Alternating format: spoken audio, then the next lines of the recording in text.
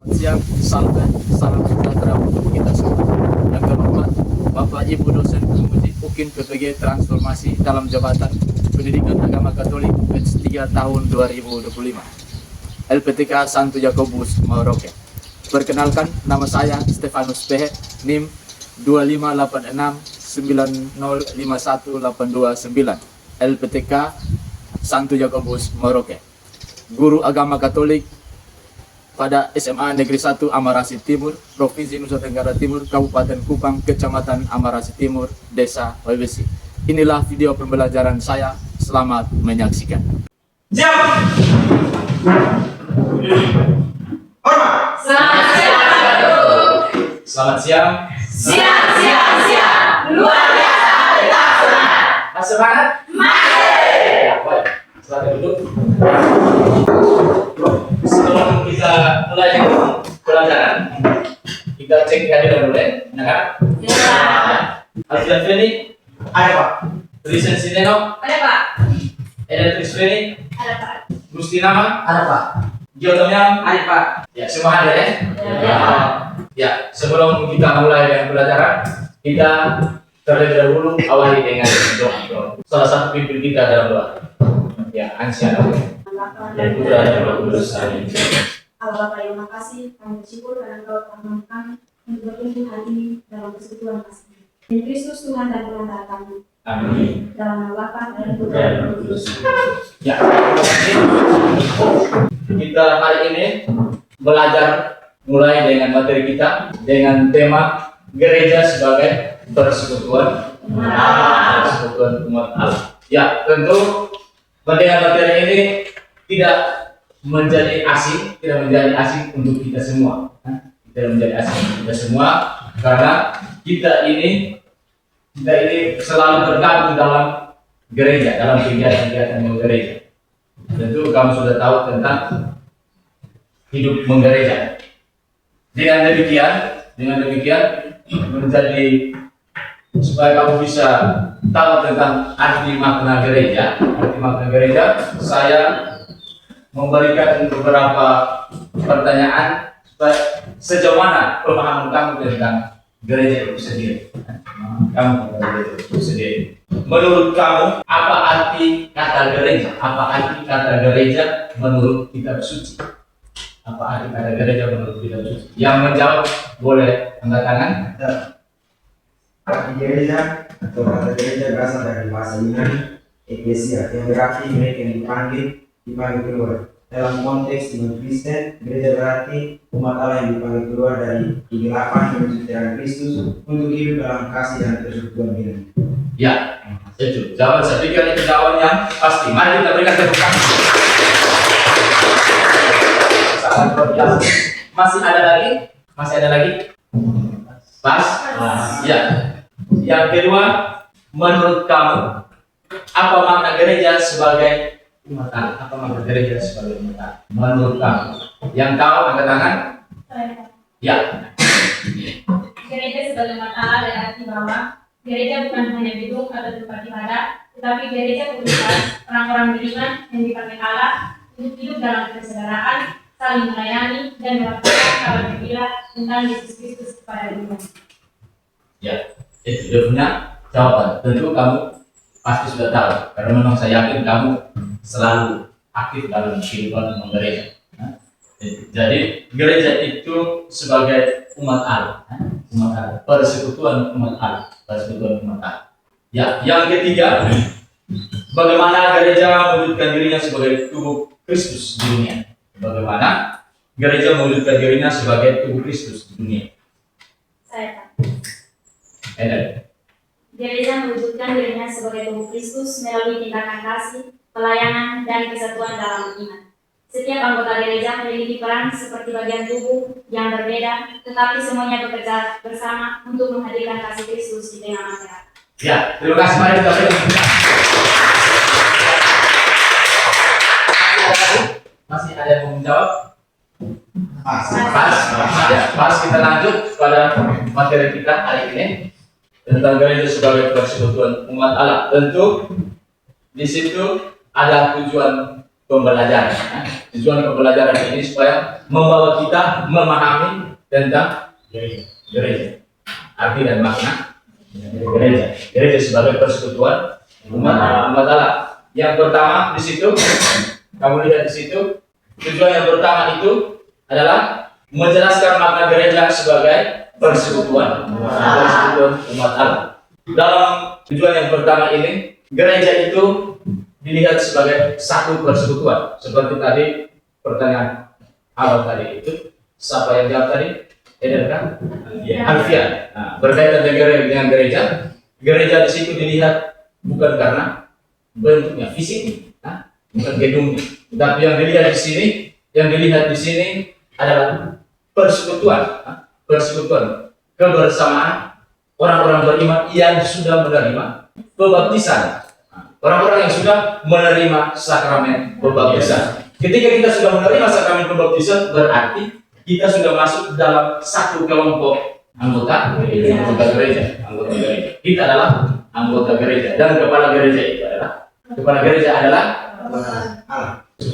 adalah Yesus Kristus. Kita punya kepala gereja adalah Yesus Kristus, dan kita ini adalah anggota gereja. Seperti contoh kita punya tubuh, kita punya kepala, dan banyak anggota tubuh.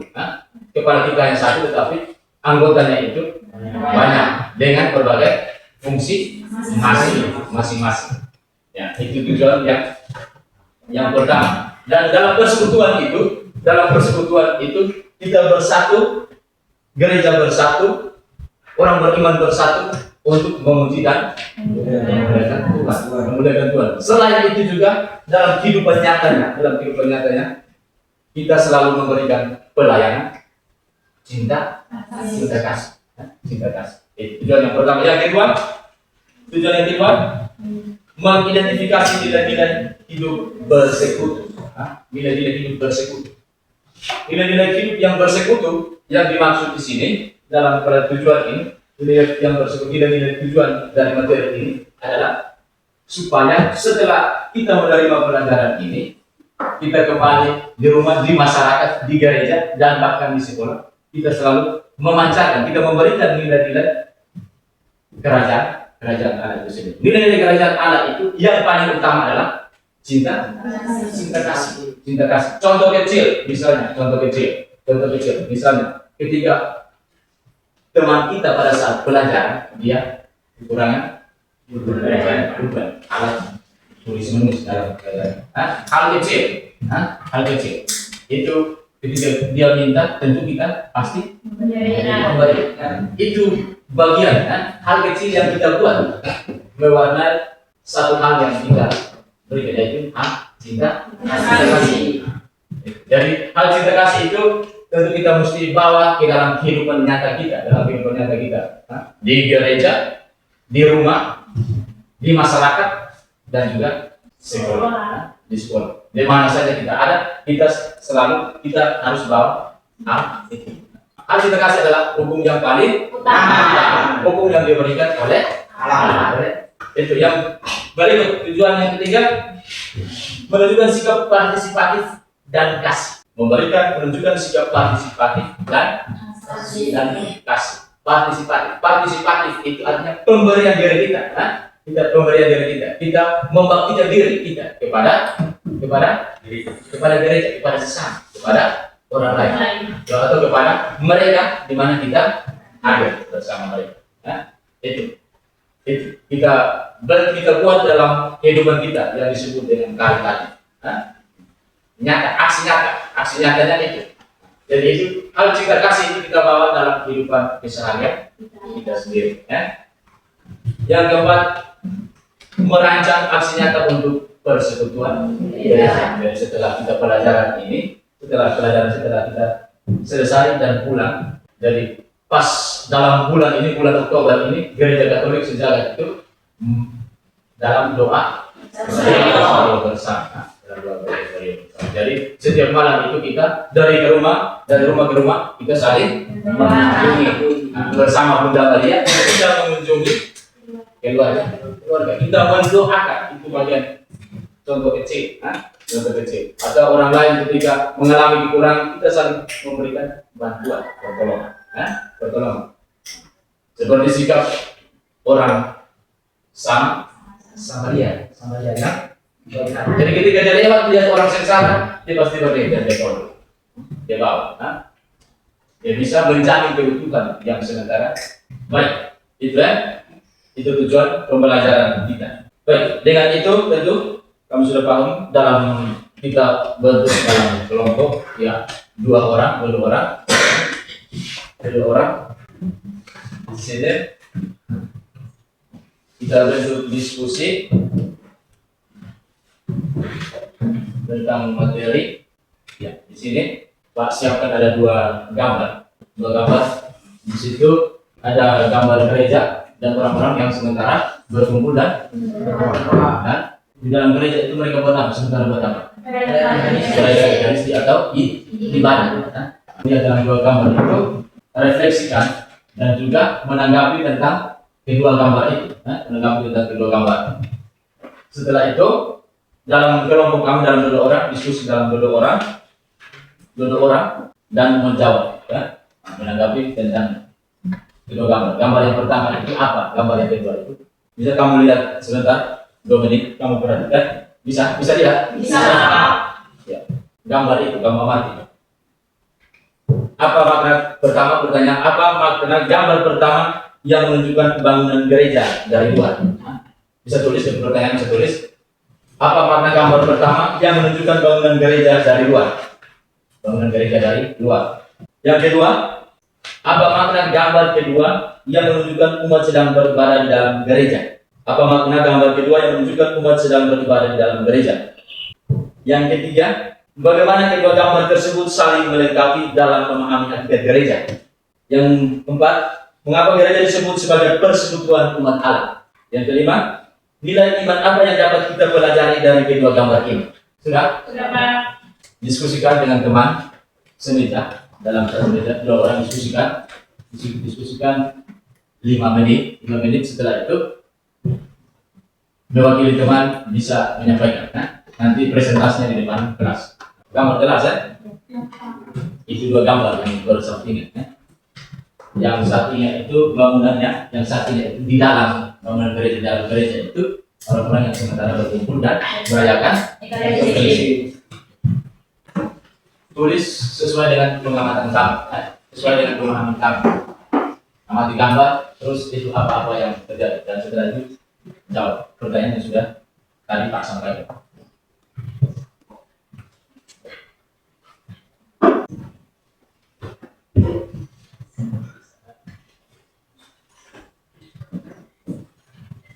Yang 5 kelompok yang sudah selesai boleh angkat tangan. Selamat siang teman-teman yang terhormat. Perkenalkan nama saya Christian Indonesia dari Desa Kapis.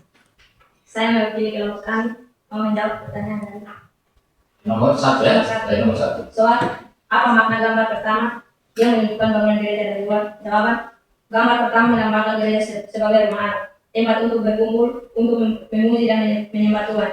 Bangunan fisik gereja menjadi simbol keadilan Allah di tengah dunia serta tanda keterbukaan bagi semua orang untuk datang dan bersyukur. Terima kasih.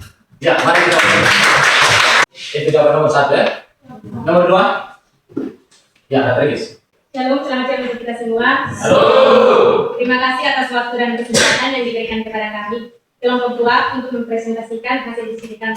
Perkenalkan, nama saya Letiana Regis. Saya akan menjawab soal nomor 2. Soal apa makna gambar kedua yang menunjukkan umat sedang beribadah di dalam gereja? Jawaban, gereja ini menggambarkan gereja sebagai persekutuan umat Allah.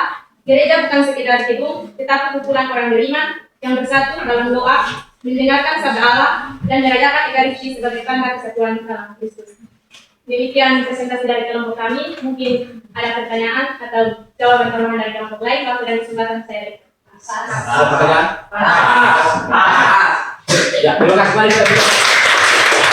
Ya, kita lanjut pada pertanyaan yang ketiga. Pertanyaan ketiga. Ya, Ansiana Muni. Halo. Halo. Terima kasih atas waktu dan kesempatan yang diberikan. Saya atas nama Siana Siamuni akan mempresentasikan hasil diskusi kami. Dari pertanyaan, bagaimana kedua gambar tersebut saling melengkapi dan memahami hakikat gereja.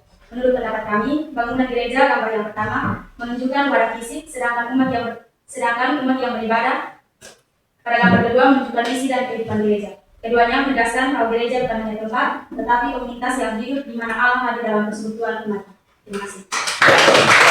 Itu pertanyaan dan jawaban yang tadi kamu sudah sampaikan, tentu semuanya benar, ya? Tentu semuanya benar. Berarti kamu sangat luar biasa. Nah.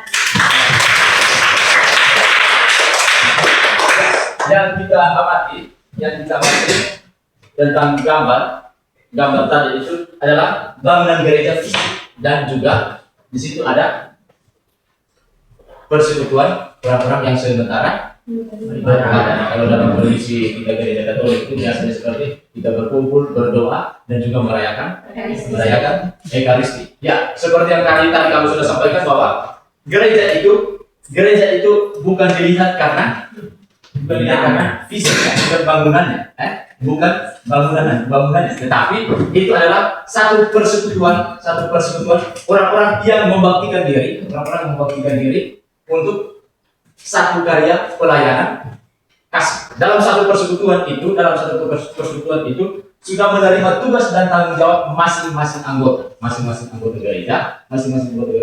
Tugasnya itu diterima dari Kristus sendiri, Tuhan Yesus sendiri. Nah, tugas yang diberikan oleh Kristus kepada gerejanya, kepada anggota gerejanya itu dalam atau melalui sakramen pembaptisan dan melalui sakramen pembaptisan. Dari sakramen pembaptisan itu,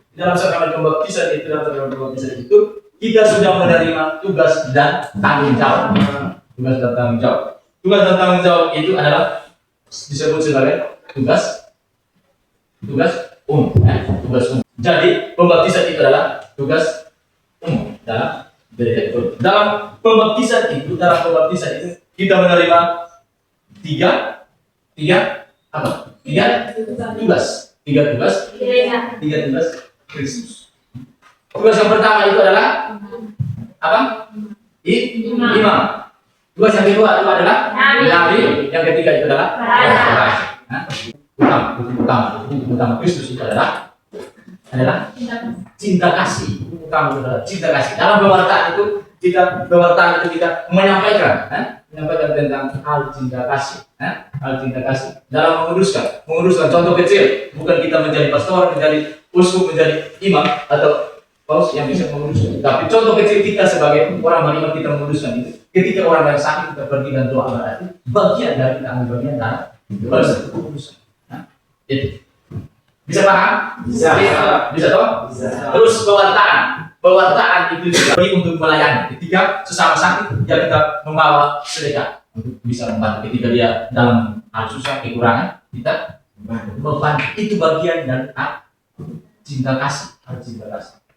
Juga contoh kecil misalnya di masyarakat atau di rumah. Di rumah itu kita ambil bagian dalam karya pelayanan Kristus. Yaitu dalam hal kecil. Ketika kita di rumah kita kerja membantu orang tua. Itu bagian dari pelayanan atau biasanya disebut dengan diakoni. Tentang tugas yang ketiga sebagai raja di sini maksud dari raja, tugas yang diberikan Kristus kepada kita itu bukan raja berarti kita diberi tahta dan orang menghormati, tidak. Belum dikatakan orang menghormati, tidak, atau orang datang menyembah kita, tidak. Tetapi di sini kita ambil dasar contoh dari apa yang dibuat oleh Yesus Kristus.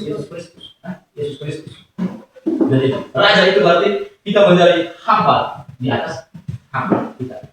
Jadi hamba di atas hamba. Jadi ketika saya diutus berarti saya ambil bagian dalam pelayanan, bukan kita dihormati. Tidak. Dia berbeda. Setelah itu, kamu bawa kitab suci toh? Bawa toh? Kamu coba buka dalam kitab suci Kisah Para Rasul, bab Kisah Para Rasul bab 2 ayat 41 sampai 47. Orang-orang yang menerima perkataan itu dibaptis, dan pada hari itu jumlah mereka bertambah kira-kira 3.000 jiwa. Mereka berhitung dalam pengajaran rasul-rasul dan dalam persekutuan mereka selalu berkumpul untuk memecahkan roti dan berdoa.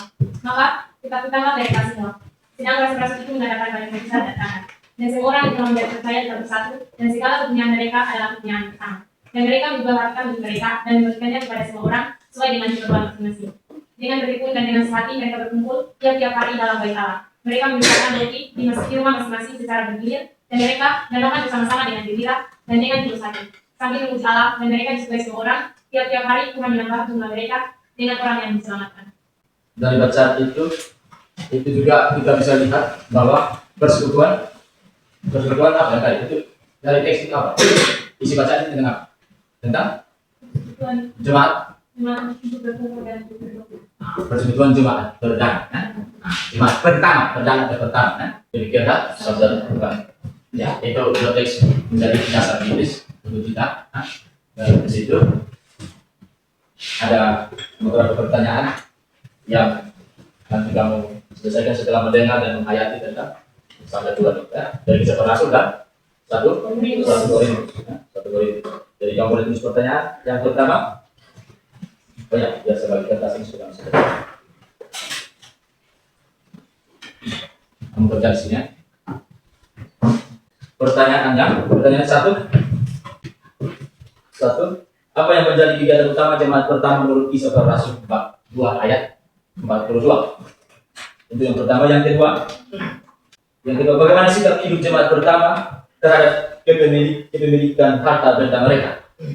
Bisa tulis, kamu bisa pikir, kamu refleksi berkaitan dengan teks tadi ya, baca. Yang kedua, bagaimana sikap hidup jemaat pertama terhadap kepemilikan harta benda mereka? Itu lihat dalam bab 2 ayat 44 sampai 45. Bagaimana sikap hidup jemaat pertama terhadap kepemilikan harta benda mereka? Yo. Jawaban, mereka hidup dalam persatuan dan saling berbagi. Semua yang dimilikinya dianggap sebagai milik bersama, dan mereka membagikan harta benda kepada siapapun yang membutuhkan. Ini mencerminkan kasih dan solidaritas Kristen. Sekian. Ya, mari kita nomor 4. Apa makna memecahkan roti dalam teks ini? Saya Tertulis. jawaban, memecahkan roti berarti berbagi rezeki dan merayakan Ekaristi sebagai tanda kesatuan dengan Kristus dan sesama. Tindakan ini mengingatkan bahwa Kristus hadir di tengah-tengahnya ketika mereka berbagi kasih dan kebersamaan. Dalam kedua teks bacaan dasar biblis yang berkaitan dengan persekutuan orang beriman, jemaat pertama, orang beriman. Ya, dalam bacaan Kisah Para Rasul itu menjelaskan mau menyampaikan kepada kita berkaitan dengan persekutuan jemaat pertama, orang-orang yang pertama menerima kekuatan Yesus Kristus. Jadi mereka itu berkumpul bersama, dan dalam perkumpulan itu mereka selalu berdoa, menyampaikan doa sebagai ungkapan syukur. Nah, di dalam itu mereka hanya berdoa, bukan hanya berdoa dan bersyukur, tapi mereka juga melihat orang lain sebagai dirinya sendiri. Dan dalam kehidupan mereka itu mereka selalu melihat kekurangan orang lain itu menjadi kekurangan mereka. Jadi ketika orang lain susah atau orang lain kurang, mereka selalu tergerak dengan cepat, selalu membantu dan menolong. Terus dalam teks 1 Korintus itu mereka berkumpul dan memecahkan roti. Tafsiran memecahkan roti itu berarti dibagi-bagikan. Berarti diberikan kepada orang lain. Dibagi berarti diberikan kepada orang lain. Itu menurut tafsiran dalam teks 1 Korintus. Jadi dibagi dalam pemahaman ini berarti kita harus berbagi dengan orang lain, berbagi dengan sesama. Kita harus memiliki rasa persaudaraan, rasa cinta kepada orang lain ketika mereka mengalami tentang kekurangan hidup. Nah, dengan itu hal-hal ini dari tadi pengamatan gambar dan juga dengan teks ini memberikan pesan kepada kita supaya ketika kita hidup dengan orang lain di masyarakat, di gereja, di sekolah, di gereja atau misalnya dalam kelompok KUBK, kelompok umat basis kita, kita harus melihat, kita harus memandang, melihat orang lain yang sementara mengalami kekurangan sebagai satu bentuk karya karitatif, satu bentuk perbuatan kasih, satu bentuk perbuatan cinta kasih kepada orang lain. tindakan itu merupakan kita menyampaikan atau kita meneruskan apa yang diberikan oleh Kristus, Tuhan Yesus kepada kita. Dari kehadiran Kristus itu, Kristus memberikan cinta kasih karya pelayanan, cinta kasih berbagi dengan orang lain. Jadi dengan orang lain kita harus melihat mereka untuk berbagi. Bisa toh? Bisa. Jadi itu juga kita menjalankan tugas-tugas gereja. Tugas-tugas gereja kita. Di situ ada berapa tugas? Tugas gereja? Ada 5 tugas. 5 tugas. Yang pertama itu adalah pelayanan, diakonia. Terus apa lagi? Apa? Liturgia, diakonia, koinonia, kerigma. Pelayanan, diakonia itu adalah pelayanan. Terus koinonia itu adalah apa? Koinonia itu adalah pewartaan. Terus yang berikut, kerigma itu adalah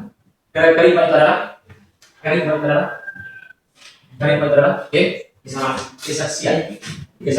Dan yang berikut itu liturgia itu adalah merayakan. Itu merayakan. Itu 5 tugas gereja yang perlu kita terima dan kita jalankan. Nah, dalam karya menjalankan tugas-tugas itu kita harus dengan cinta kasih, dengan kasih pelayanan. Karena kita perlu menandatangani apa yang diberikan disampaikan oleh Tuhan Yesus. Jadi kita ini sebagai teladan untuk orang lain. Kita melihat dari Kristus, berarti kita juga menjadi cermin untuk orang lain.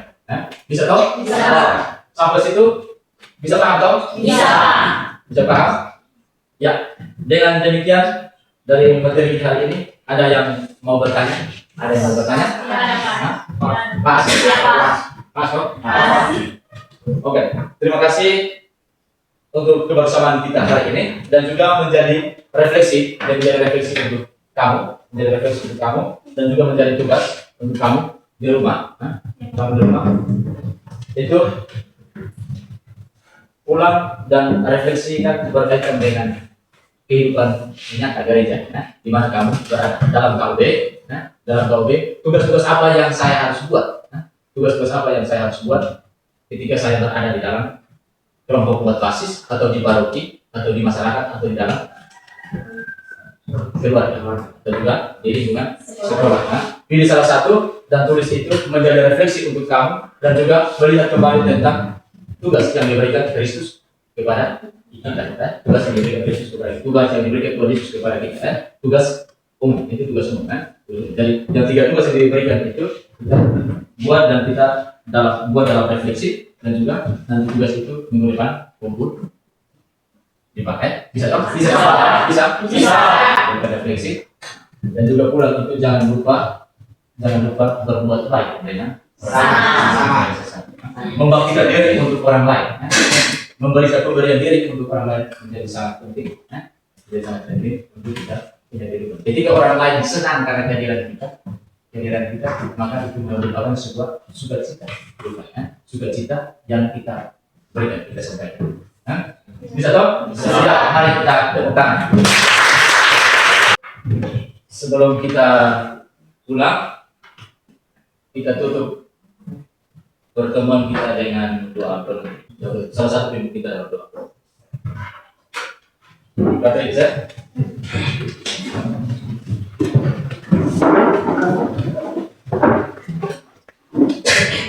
Mari kita semua menghadap dalam doa, mari kita berdoa dalam nama Bapa dan Putra dan Roh Kudus. Ya Tuhan Yesus, Engkau memanggil kami untuk hidup sebagai umat yang bersatu dalam nama Bapa dan Putra dan Roh Kudus. Terima kasih. Dalam Yesus.